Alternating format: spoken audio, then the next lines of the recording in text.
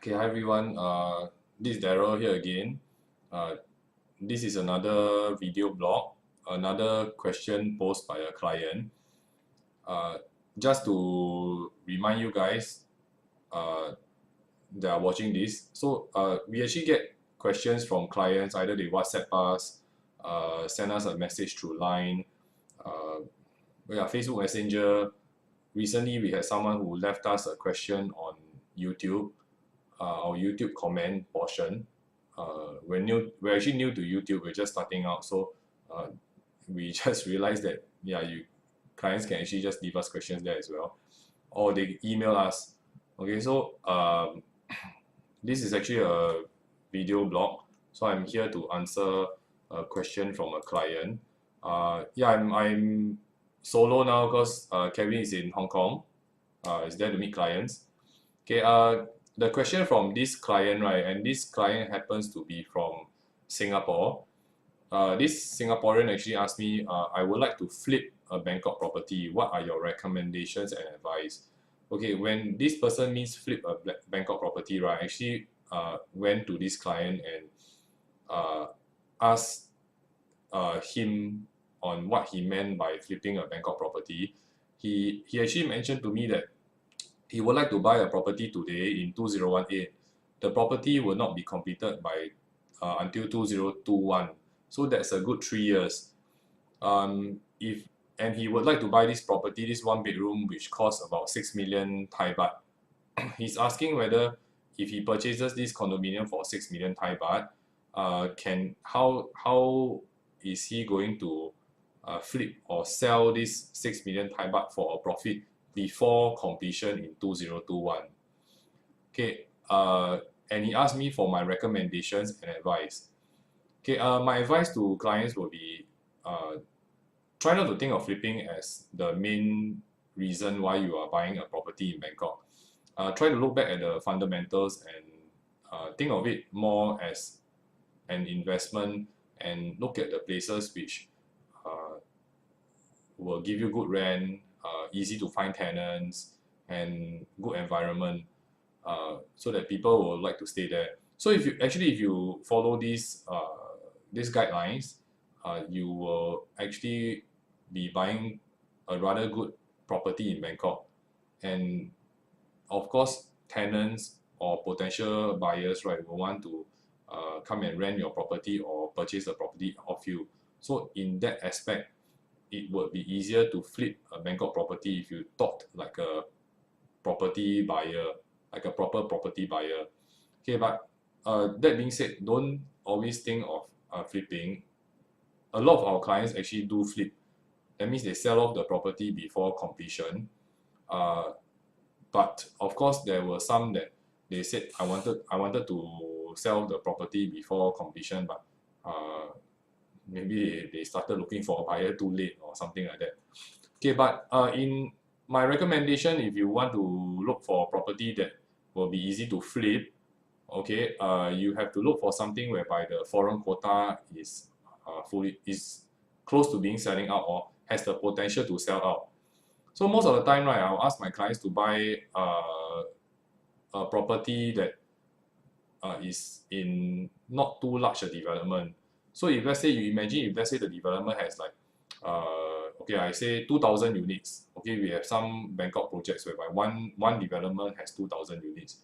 If you have 2,000 units, right, 49% of them, or almost 1,000 units, these units will be sold to foreigners. And most of the time, right, even after completion, there will still be some units whereby foreigners can still purchase, which means that the foreign quota is not sold out. Okay, and there are some Bangkok properties, right, whereby uh, they only sell out maybe like 1 or 2 years after completion. Okay, and developers, they tend to increase their price over time. I think this is quite synonymous across many uh, real estate markets throughout Asia and the world.